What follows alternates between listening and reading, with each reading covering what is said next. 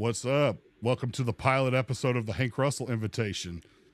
Tonight's guest is my man and a good friend of mine, Mr. Nathan T. Wade. He is the author of a book called Madness Town, and he is also a mental health therapist. And I just wanted to talk to him. This is just my excuse to really talk to him. We hadn't talked in a while, and man, it's going to be good to catch up with him. So let's get it started. Nate, what's up, man? Hey, how's it going? Oh man, another day in paradise, man. I hear you. We're here. I've been talking to you for almost a year about this. Yes. And then, about a year about this. And, I've been working on this for about 2.5 years, around December of 2020. Mm-hmm. And so here's the thing though, man, like when I started doing this, I was expected to maybe start a year ago. And then I had some more things I had to tweak on this. And then you remember 5 months ago when I told you my place burnt down? Yeah, that was terrible. So, I mean, it's a journey, man. And we had talked months before that about you being my first guest. And I was just like, oh, come on. Then March hits and I'm like, God, dog, man, it's a setback like nobody's business. So. Yeah, but I mean, seems like you got yourself together and everything. I mean, and yeah, absolutely. I'm sure you're really excited. I'm happy to be the first one. So yeah, I have a strange feeling you're going to be on here many times anyway, because it's going to be fun. But we're going to get it. And don't get me wrong, I'm not going to worry about the low hanging fruit right now. By the way, this is okay. This is the book. We will talk about that in a sec. But so I don't know why I didn't know this until back in December or November when we first talked about doing this. But I didn't know you were a mental health therapist. Oh yeah. Yeah, I didn't know that. Oh yeah. How do I not know this? I mean, I guess you just didn't brag about your profession that much. Yeah, I guess not. I mean, it's just something I did. Been doing it for a long time now. Recently got licensed and working a private practice and working for a mental hospital right now. So it's been quite a journey. Yeah. All right. So let's get it. Is it like trauma or is it trauma therapy? Is it more like mental awareness? I mean, for somebody like I'm a 6-year-old. What did Denzel Washington say in Deja Vu? Like, let's pretend I'm 6 years old. So what is it doing? So what is that about? Oh man. Well, for me personally, I don't really specialize in just one thing. And so that's great because my clientele is, definitely it broadens like who you can see. But at the same time, like, for example, like you also have groups, right? And so normally, ideally, groups are supposed to be dealing with a similar thing too. But not all of my groups are like that. So you'll have some in the room wanting to talk to you about addiction, one in the room trying to talk about like their depression, and so like you have to find that common ground with everybody in a group setting. Now individually, yeah, they just come in the room and talk about their issues and try to prioritize what needs to be prioritized and kind of come together, try to educate them as best I can on their situation. We both just try to walk through their problem together so they can eventually handle their issues on their own. So right. And are there any, do you use like techniques? This seems to be the thing now where a lot of people actually have physical techniques and stuff like that. Before you get to that, I want to help Valerie out because she's got a good question. okay. This is a dear friend of mine, Valerie. Oh, okay. Yeah. What made you choose your profession? I choose to go into the profession actually at the age of 17, and it was crazy because I wasn't a motivated teenager at all. I was like failing out of all kinds of classes and looked upon as like a really silly person for those who knew me well. And life wasn't really too dramatic, I guess, for me, or too much of a struggle, really. So it was very foreign to me to see anybody who struggled with anxiety, depression, trauma, any kind of like strong struggle. Until I met a good friend of mine who ended up taking his own life. Um, and that just, I don't know, it just shocked me so much to the core to just see that happen. I mean, 1 minute he's gone. And the next minute I'm questioning, is there anything I could have done? And then I didn't want to chase that, too far because, that could drive me into a depression. But I turned it, I kind of flipped it into inspiration. Be like, man, I don't want people in my life to deal with that. And if I can help them, then I'm just going to do that. Right. And I was an easy person to talk to. I noticed as time went on, I noticed that I was just the kind of person that people were kind of laid back with. I felt like they could tell me anything. And so I was like, okay, well, let me use that to actually help them. And so that's the rest. I guess the rest is history, Right. I just, and going back, and then that's a good question. And I hope that answered it, Valerie, and everybody can ask questions. Yeah, I hope it did. Yeah, absolutely. One of the things that I've noticed nowadays about therapists, and especially if you look like on YouTube and stuff like that, and there are techniques, and my friend Denise, particularly in Nashville, she's in Nashville, she helped me out with a lot of techniques and stuff like that I had never known before. And the problem with a lot of like these rudimentary type, whether, I mean, and I hate to put it out there like this, but like Christian Foundation type talks and stuff like that, is that it seems very rudimentary and limited, and there's not a whole lot of like, all right, I can vent to you all I want to and tell my problems, but the problem is that I'm trying to think how to explain it. Like, there's got to be more of a technique physically how to do things. I wish I had had a better way of wording it, but like, meditative practices, which yeah, I mean, we don't talk about that enough. Meditative practices, that really helped me out a lot. And I don't talk about it with my family because it's, in detail, because it sounds nuts when you explain it to somebody, especially like maybe older generation or maybe Generation X or baby boomer and older, and they just think it's nuts. Oh, really? I mean, yeah, that's actually, I mean, like techniques are supposed to be just, it's supposed to be very common. I mean, when I'm giving interviews, they ask me that. That's like the first question they're going to ask you. What do you typically like to use in therapy? And I use that actually. You don't call it meditation. We call it like mindfulness therapy, right? Okay. I guess it sounds a little bit more scientific, I guess, than using meditation. But at the same time, yeah, that's one of the techniques I use. I mean, it gives you a chance to kind of like slow it down, relax, really focus on how you feel physically, emotionally, and to kind of be in the moment, right?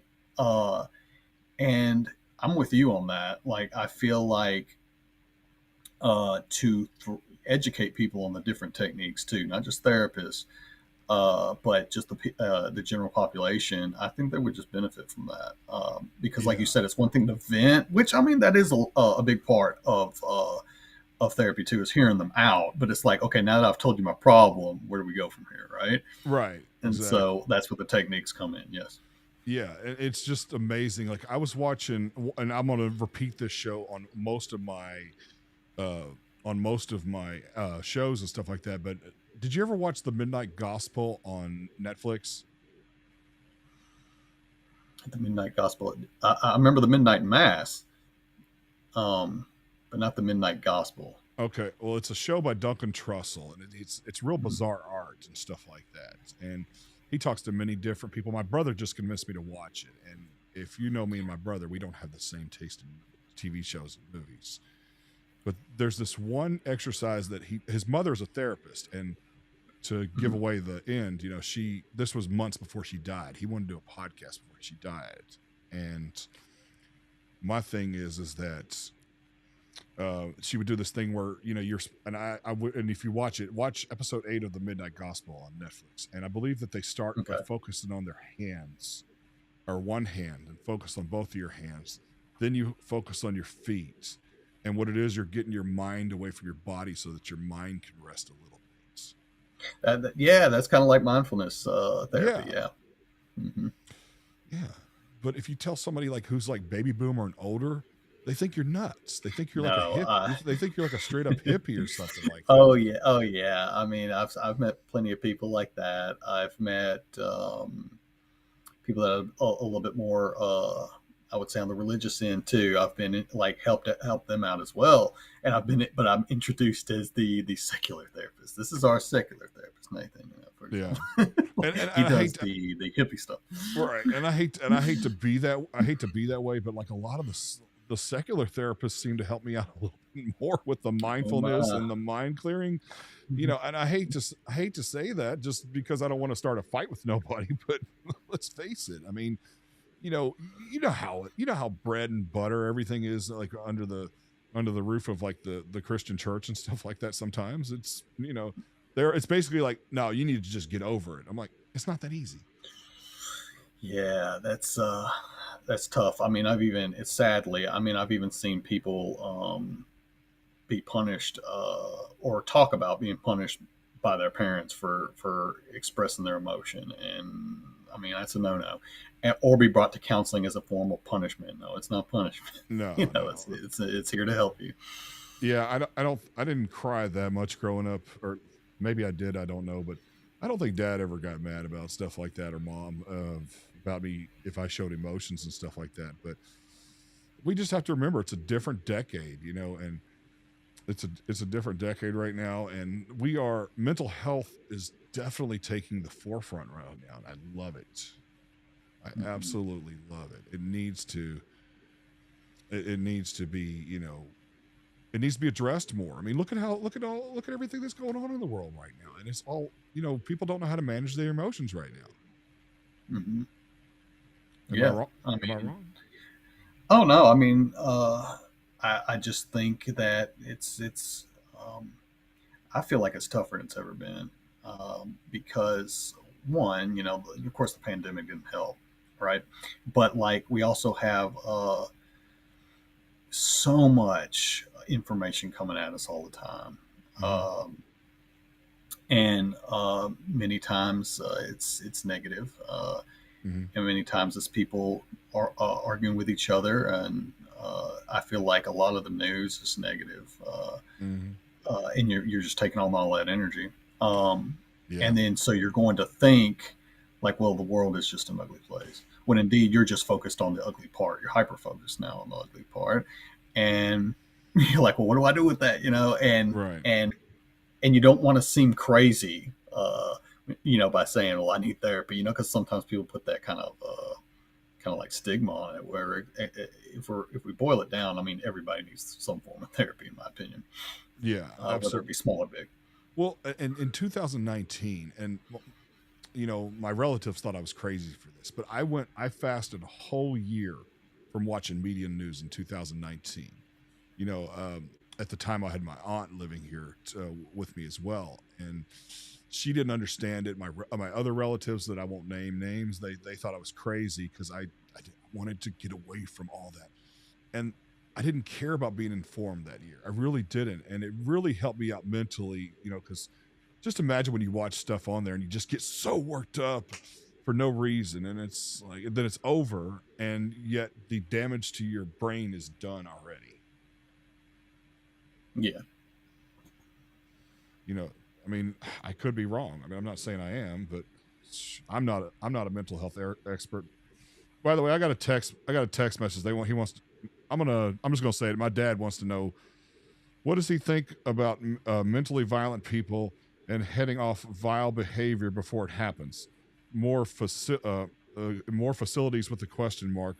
More awareness for families in place that they can reach out to get help without necessarily having them arrested. Does that make sense? Okay. He says more. Say the beginning part again. It says like, what do I What think about like violence and like, or how to prevent that kind of action? what let's see, what does he think about mentally violent people and Yeah. heading off vile behavior, or I guess he meant to say violent, heading Hmm. off violent behavior before it happens. Oh yeah. I mean, well, I deal with that a lot. Actually, I deal with a lot of people who have a history of violence. To Mm-hmm. them, that's just the answer, and it's my job to show them, like, once again, like, just like I said about the world not being just a negative place, I have to basically show these clients that the world's not just a violent place. Yes. And as a matter of fact, it's hard. It's hard for them to hear. But once they gain my trust, I even get to the point where I say, once you become an adult and you're acting out, you're ready to beat somebody up because they cussed at you or called you something, that you don't like. Right. You're going to look kind of foolish. I mean, you look kind of silly. In the real world, you look childish when you act like that. So, I would say, so what's the answer? Well, I feel like there's no 100% right answer. In my experience, I really wish there was a little bit more, not necessarily awareness, but education on what getting therapy looks like, as Mm. well as which ones you need to be plugged into. Because, I mean, I've met people who are like, see me in the middle of the hospital and say, well, I'm just looking for medication, having no idea that you can just schedule yourself with just a private psychiatrist somewhere, right? They thought that was the only way they could get Yeah. medicine. And so I'm like, that they're just uneducated on certain things. And Right. once again, a lot of people still have that thought that uh, mental illness or getting therapy is just for um, like people like schizophrenia, for example, or something like that. Like somebody who's like hearing voices and stuff. So if you're acting out violently, you're just like, well, I'm just an angry person. I'm just a defensive person. Well, it's like, well, no, you need anger management help. So, yeah, not just awareness, but I would say more education, more facilities. Well, it depends on how well those facilities are run, I guess. if we needed more Oh of those, man, yeah, yeah. I because don't know. I've seen I see some rough ones. So Well, I was watching that. You ever seen that soft white underbelly guy? I forget his name, but he had his. He does like interviews and stuff like that, like smack dab in the middle of Skid Row in California, and mm, they have like facilities all over Skid Row, and it doesn't seem to help as much. It's basically just them there to go talk to somebody, but a lot of people in that area that I think they're just beyond saving sometimes. It seems like. well, I mean, in many cases, uh, I'm a therapist and I'm not a salesman, right? So you do Sure. have to want it for yourself. Yeah. And that goes, it becomes very difficult when I would deal with people in addiction because that's a tough one to deal with. Hmm. And you're going to have to really want it. I mean, I can help you, but the big first step is wanting it and being motivated. Yes. But if you're too hardened, like in regards to like what your dad asked about violent behavior, you have to want to stop being violent too. Like I can't just want it for you. You have to actually say, I recognize this as a problem in my life. If you don't see it as a problem, there's not much help for you. Yeah, there has to be like a bottom for some people, of course. Yeah, yeah, Unfortunately, when the whatever it is that is consuming your mind takes over, it's hard. I mean, whether you're a smoker or a drug addict or an anger addict or addiction, gambling addiction, you have to really hit a bottom if that thing is latched onto your brain and more comfortably your subconscious. hmm It's just insane. I can't believe how much, you know, I can't believe that. I'm trying to think how to explain it. You know, like I thought that by now that we could actually easily work this out. Like I thought there would be some sort of pill or some sort of technique or some sort of, how like you have like for weight loss you have the 16-hour, 8-hour what do they call the fasting? The intermittent fasting, right? I thought there would be something like that for mental illness now, but it just seems to be that you have to go to a psychologist and get prescribed for pills, and there's just not much you can do. It's unless you really want it, like you said, you have to really want to. yeah, and that's what there isn't like just one answer for everybody. There's so many different personalities out there, so many different beliefs, so many different backgrounds, especially so many different backgrounds Yeah. that are so used to so many different things. And so, I mean, it can be very intimidating when certain techniques don't work, when certain medications don't work. It Hmm. can be a long journey. What could take somebody possibly, I don't know, months to take care of will take another person years. years to take care of. So Yeah, I mean, yeah. what is I've been to counseling before. I went for eating disorder, which obviously it's in the obese direction, but Mm. you know, they said that like mental health often takes like 7 years to really fully recover. Is that true? Mm. I would say yes for many, but I wouldn't say that can just be the answer for everybody. Like 7 years. Um, that's not necessarily. I wouldn't necessarily agree with that. But for everybody, no. Yeah, no, I get it. And Yeah. I mean, we've been in like I don't know how to explain it. It's a lot of this is a little bit out of my wheelhouse. Since I Hmm. don't know. Like I told you when we were off the air, I love studying the human mind and everything like that. But it's all, you know, I don't understand that why. I'm trying to think. I wish I had a better. Help me out here. What am I trying to say? I can't see that in the future, like this not getting better though. Like I do believe that we're going to get any better. I mean, we're going to obviously get better and better at it, and we will be able to deal with it more often. But I just don't think there's going to be a magic pill right now that's going to take care of it in a short amount of time.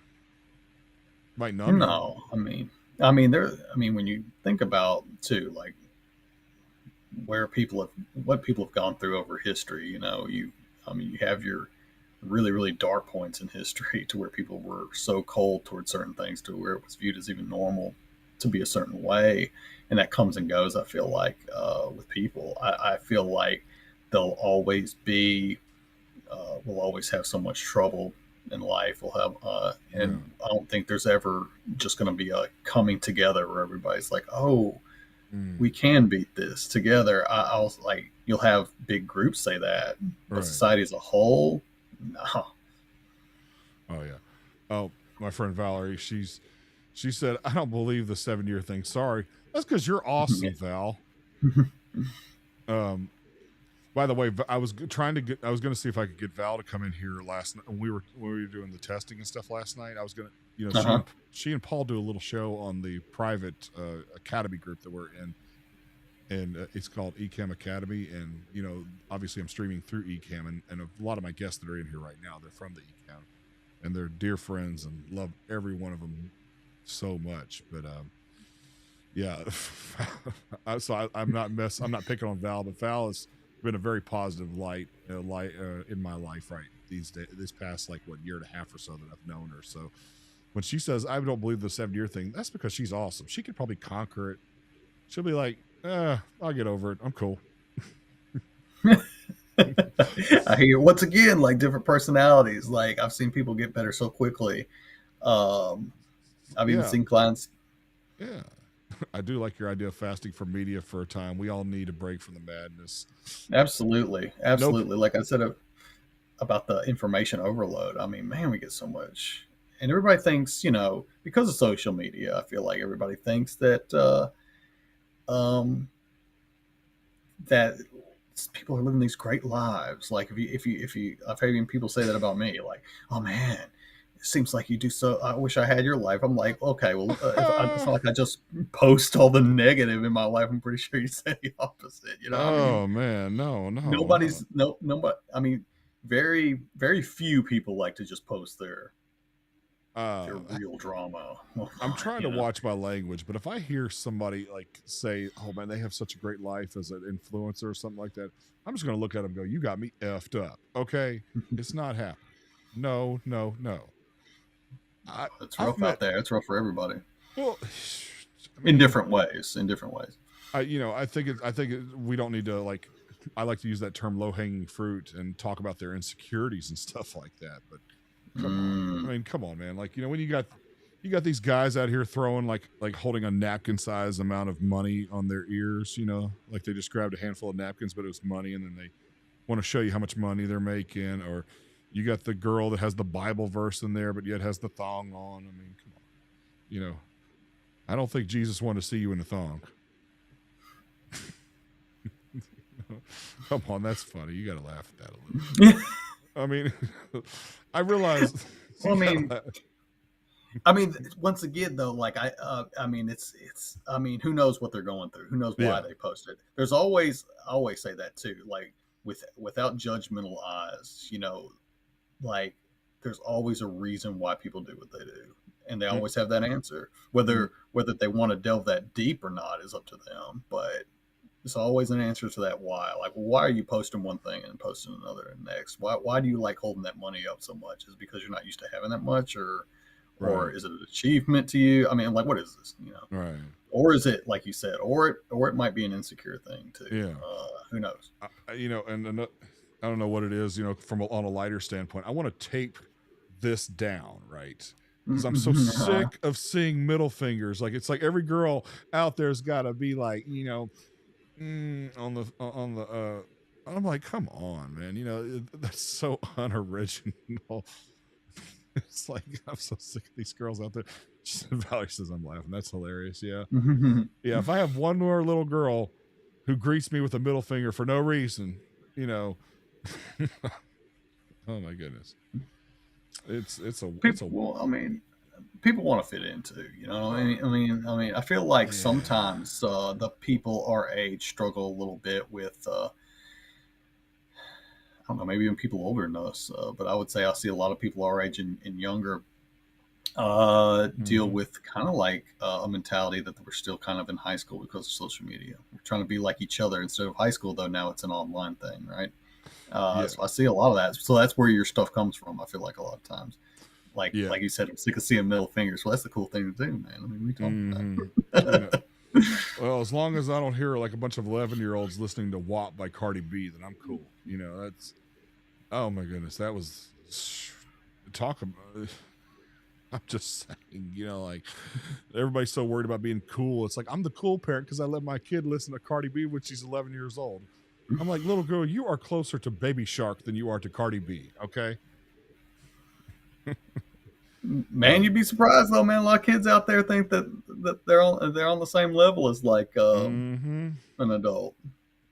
uh, my main man here, he said, well, the thing is, it's about social validation. Mm-hmm. Yeah, there you go. I Yeah, I mean, would say so. Yeah. yeah, and Valerie agrees with him on that.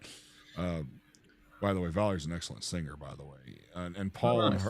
Paul and her are a minor comedy show. Like none of us are comedians. We're just naturally funny on there. But Mm-hmm. dude, those two are funny. They're awesome. Yeah, he said that if people feel like that's the only way to get recognition, then they resort to getting an easy way they can get it. Yeah, absolutely. Yeah, yeah. I mean, in my group sessions too, I use that word a lot. I try to encourage them, like, will you please stop seeking validation in everybody? They'll even do it with me while I'm in there sometimes. Like, well, what do you think, Nathan? I mean, is that good enough for that? I'm like, what do you care? I mean, you gotta be to where you're good enough. I'm You're I'm good gonna enough when you look in the mirror, no matter what people think. I'm gonna ask him to be on my show. But I got this guy named Bob Williamson. He helped me out with a lot, and this has to do with business and mentality and stuff like that. And there was three main things that he said, and the first two and the last one that he said was, these are things that you could be successful and happy in life. And the last thing he said was, you cannot worry about the acceptance and the approval of others. That doesn't mean going around being an asshole.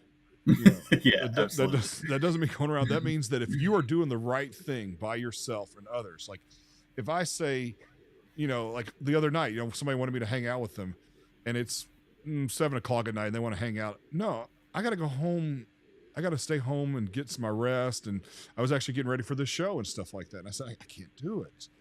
And I didn't worry about the acceptance and the approval of him when he called me like, oh, you're an old man now, or Mm-hmm. you're not cool as you used to be. You used to be real cool, man. You used to come out like twice a week with us and stuff like that. And I'm like, dude, my purpose is my number one thing, bro. I don't have a wife or kids. My purpose is my number one thing. And Mm-hmm. our man Paul just commented, everyone is trying to fit in. Some are square pegs trying to force themselves into a round hole. Absolutely, Paul. No, man. Yeah, that's And that's what's so tragic. I mean, to me, because these, like you said, they're just round pegs trying to fit into, was it square holes or whatever. mm-hmm. It's and what kills me is that you do have a place where you can fit in, but you're in the wrong area. you're in places where you don't belong, really, so to speak. But Mm-hmm. there's a place, I feel like, for everybody, really. And it's a shame to see such personalities and such talents be wasted on an area they don't belong, and they choose to put on a mask for that. Just wasting your who you are, basically, and what you Yeah. could give to others, simply by wanting to fit in with the wrong people. Your And that's it. tribe, your tribe has to change too. The tribe that you Hmm. hang around with, it has to change. You, it's giving me a headache just thinking about it. I think about these guys who still hang around the same people that they did 20 years ago. Like Mm, when you and I met, what was that, about 8, 9 years ago now? man, I would 15? say Was it 15 I when would we say met? it's closer to 15. I would think. Yeah, maybe. I don't know. I don't can't remember how long ago we met. But when I met you, I when I'd met you, and many of the friends that I'm hanging out with tomorrow, right? Which I hate that you're not going to be there, but I'm Yep. going to pick on you a little bit about that. But I understand you got to work. But my thing is that I was in a different place at the time. I was running away from like the same people that I was hanging out with were still some of the ones I knew in high school, and I wasn't growing as a person, and I wasn't making new friends, and there was a lot of them were taking this dark path of like being excessively drunk or high all the time. And I just said I can't do that, man. I got a job now. I want to talk about different things. The best conversations aren't always when you're on drugs, partner. That's right. I mean, there comes a time where you start to, I feel like, well, some people anyway, start to kind of grow up. You know what I mean? And Yeah, when you start to do that, you start to become very aware that certain right. people are moving and certain people are not. You know, Yeah. and that's when you're like you said, maybe I need to start changing my my tribe, so to speak. Mm-hmm. And Paul said, trying to be someone you ain't is a losing battle. Absolutely, Paul, man. I'm telling you. Oh yeah. And then Val, and this is like I said, they do their show together, so I'm so glad they're both here. I love both of them very much. They are so awesome. They are so awesome. He doesn't know the, what is it? He doesn't know that the new cool is saying no to people that are trying to make you to do things you don't want to do. Get some new friends. Absolutely, absolutely. I mean, I don't know. That's a big thing, and you deal with when you say you deal with kids, you deal with teenagers, or do you deal with younger than teenagers? Teenagers and sometimes younger than teenagers. Yeah, little ones. I mean, is there's a behavior I've noticed that with teenagers now is that it's not that much different, just kind of you know, as opposed it's all in the same pie, it's just different ingredients now, you know. I I mean, It's the I don't same pie, just different ingredients. it, Yeah, I mean, I don't know, kind of. Yeah, I do know that even the teenagers respect you being real with them. I mean, they can smell you putting on a mask a mile away. Like if I come in there, you know, I don't know, all smiles or whatever. I'm like, Mhm. all right, everybody, come on, we're gonna do this stuff, and they know it's like that's not really him. I mean, what's he doing? You know, and you're trying to be like the go into almost like a therapist mode. Mhm. I don't do that because I No, don't they don't respect that. no, and I could tell that you go back and forth in conversation with them, right? Hmm. Is that something you do? Do you go in conversation, or are you more monologue guy? Oh no, no, I do conversation with them. I like to give them a lot of time to talk so I can kind of get to know what they've been through and how they view the world. Yeah, Hmm. because there's two things that I've noticed that's compared, and I keep picking on the baby boomers, but you know, I mean, I keep picking on the baby boomers, but I've noticed this about younger adults, kind of Generation X and younger.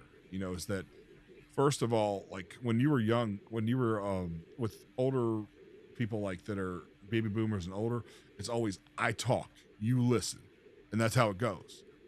Hmm. Most older people are, it's not back and forth like what you and I are doing. They can go on they can tell a 5 minute story like it's nothing, you know, Yeah, and it's one of and those. Go ahead.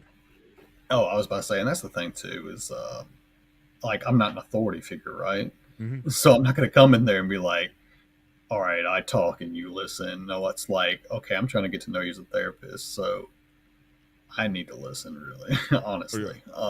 So do you trust me? Like to me, trust is the main goal there, really. Right. not necessarily respect or any. Well, of course, you need respect Mm-hmm. to have, but not what like the respect that we're like talking about now. Like, well, if you don't, I don't know, in a way, like just shut up and don't complain about anything and just listen. I mean, that's not necessarily respect. That's just them. Mm-hmm. That's tolerance. They're tolerating me, and I don't want that in the room. Mm-mm. You know, my thing is that when you say that too, it's authentic, and that's a big one the young people like nowadays too is authenticity. Because, all right, a good example, this podcast. You know me. I was in radio.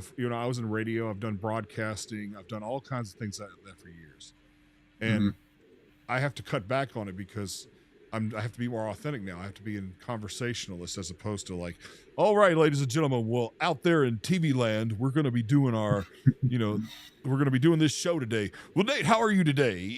Yeah, yeah, yeah.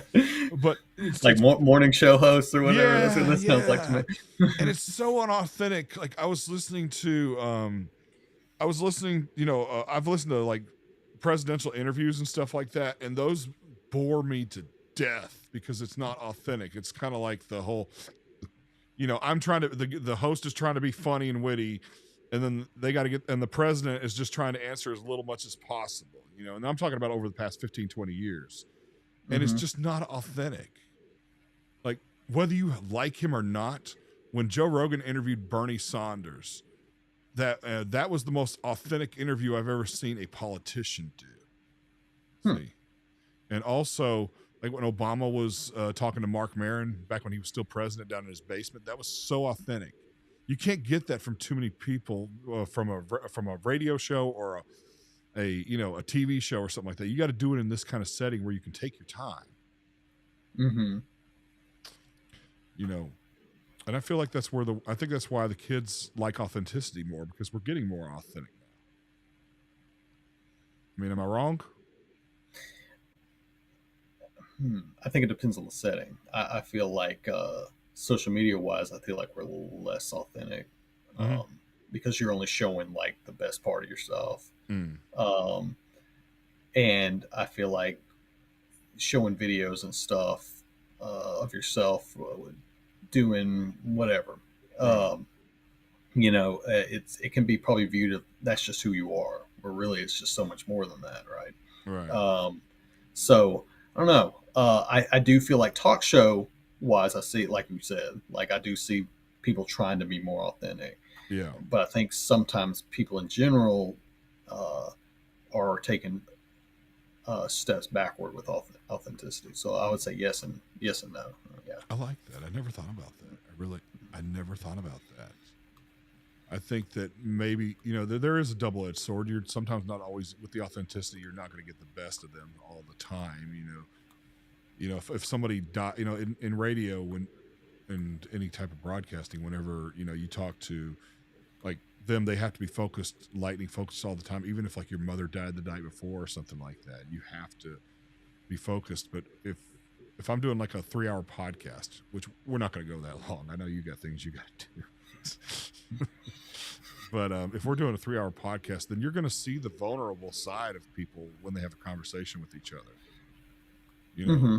I mean, how many times have I fumbled in the first 20 minutes of doing this because I couldn't get the words right? That's authentic. That's me. If I don't know something, I'm not going to pretend to know it.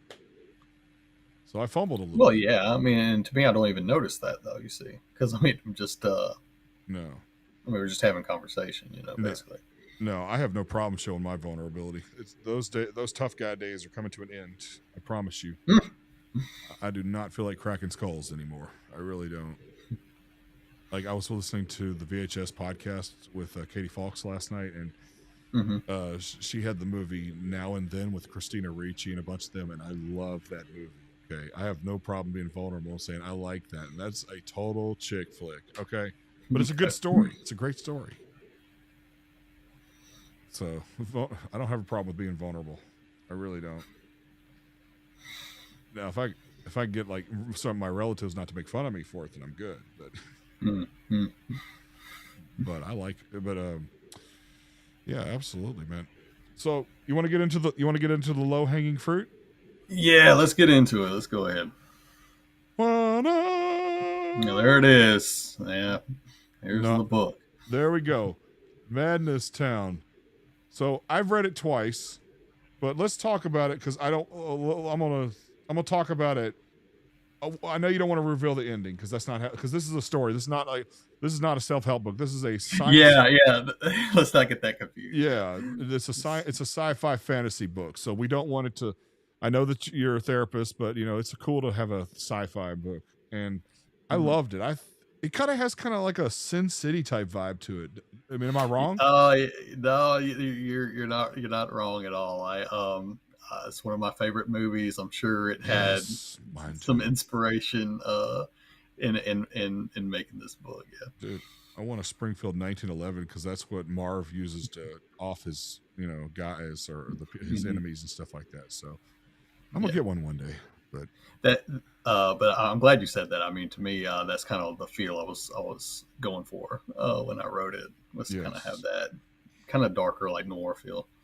I loved it. So who are the characters? So let's see. I'm trying to think of a question because I'm trying not to reveal the end. But Well, what's you the can reveal the character then. okay? Yeah. So tell me about the main character, Oh, Abel.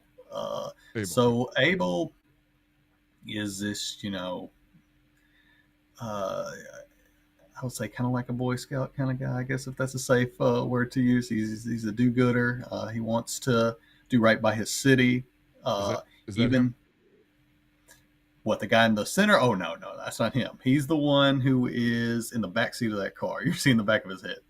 So, yeah, there he is. And they're putting in these laws that for an enforcer is what I call them, but they're like detectives.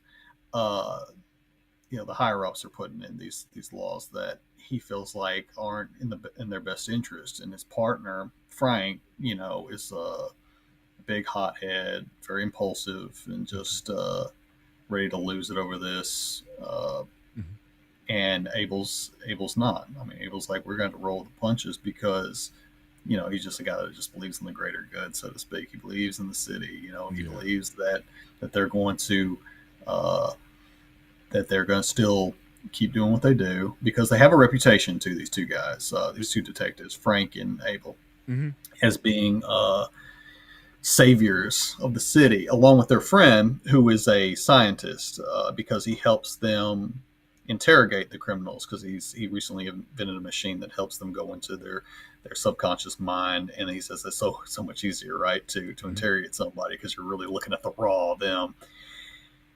And through the stress, I mean, Frank loses it, and he ends up acting really strange and disappearing. And then Abel believes he's even hurting people, and they manage to catch him. And of course, their friend Simon is his name. Says, "Well, let's try to hook him up to a machine. Let's interrogate him." And he's like, "Well, what am I going to see?" And he's like, "Oh, well, the machine's fairly new, but you should just see like how he views himself. Basically, he probably won't look the same, but you'll just be you and him, and you'll be able to interrogate him."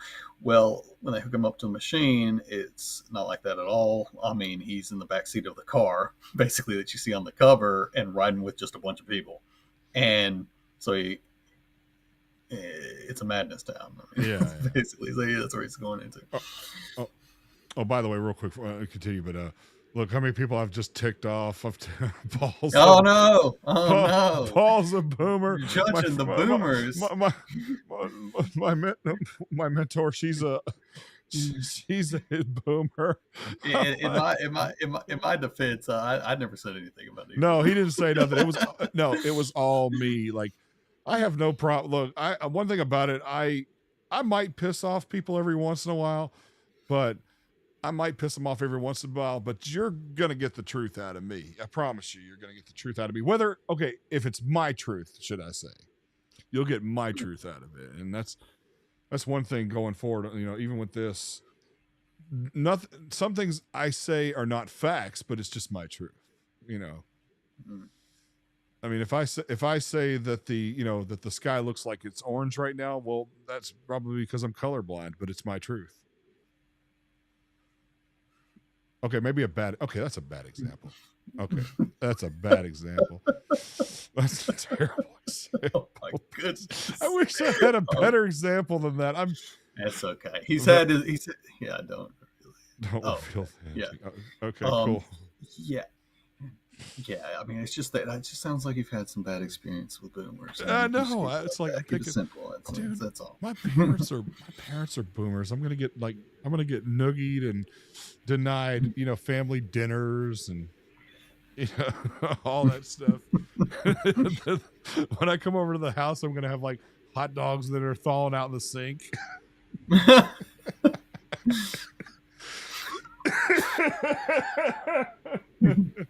it's like it's like there's about to be a breakup. Here's some hot dogs in the sink for your troubles. Mm-mm. Oh man. So all right, when you wrote this book, what you started writing it, what, how long ago did you say wrote it? About 15 years ago you started writing it? It's been over a Oh decade. man, I came up with the idea like it was a long time ago. I want to say it was like 2006 or seven when I came up with the idea.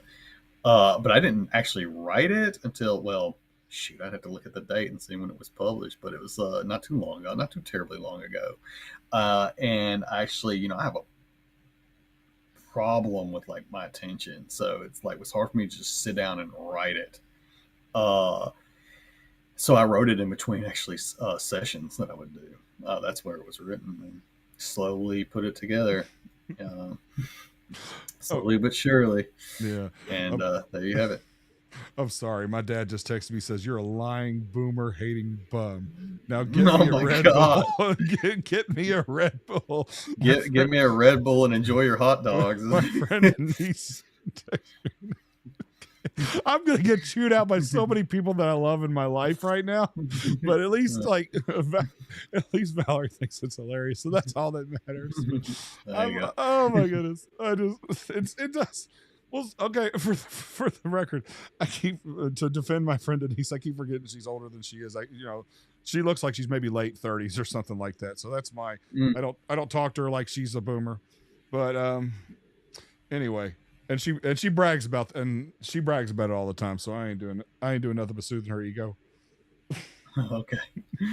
But so did you say you're in the middle of writing another book? By the way, Man, I wouldn't say right in the middle of it. I'm right probably at the beginning, barely.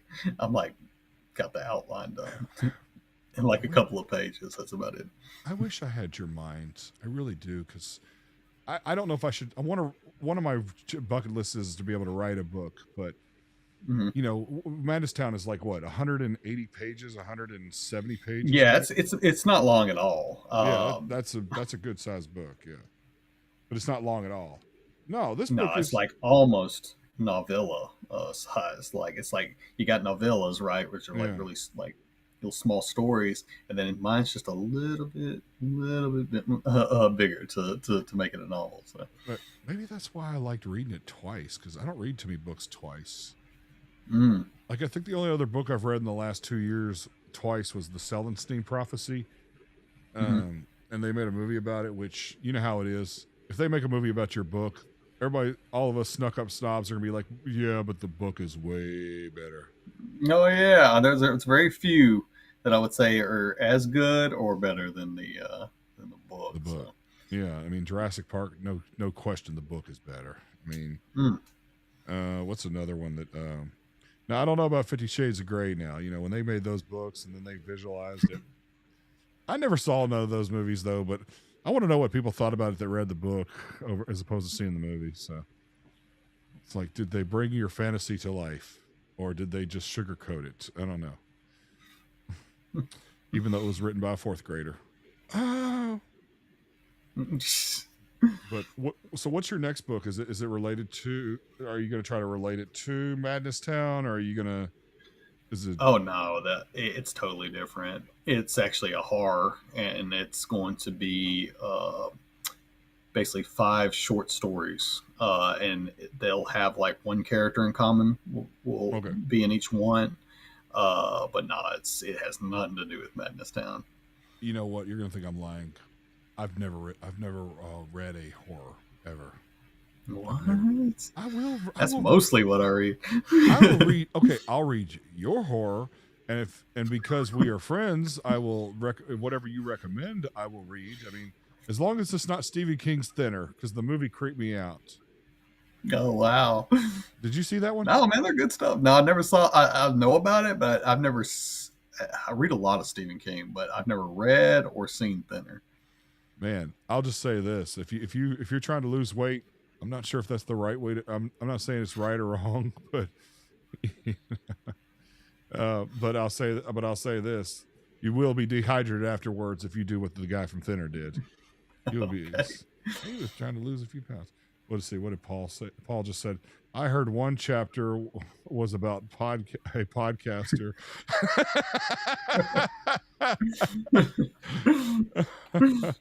Oh man, that's right.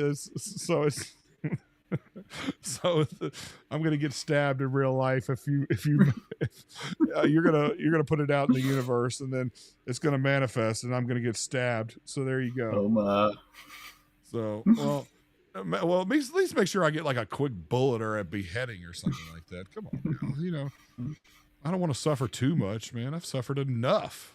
But oh man, oh, you want to wrap this thing up? You want to? Yeah, sure. you got Man, anything? You got anything else you want to say, or? Oh well. The only things I would say I'd like to add is like if you're going through anything, man, don't hesitate to reach out to a therapist or whatever. I mean, I always encourage that because at the end of the day, I'm a therapist. And then, yeah, if you're interested in checking out Madness Town, man, I loved writing it. So hopefully you'll get as much enjoyment out of reading it as I did writing it.